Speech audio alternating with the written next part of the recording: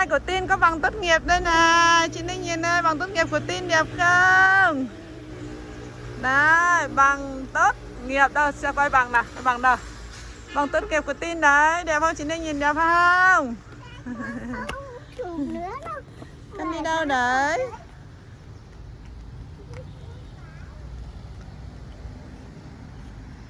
Chào ngôi trường thân yêu của chị em nhà Linh nhá. Thảo My này, Khánh Ninh này, và Tin Tin này.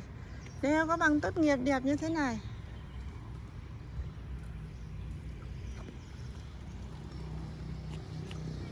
Bẩn đấy con, bẩn tay đấy con.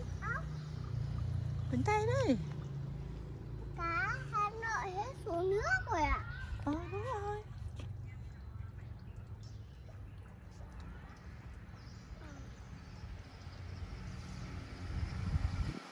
Cá đâu hết rồi. Chào chị Ninh đi. Chào chị Ninh nào.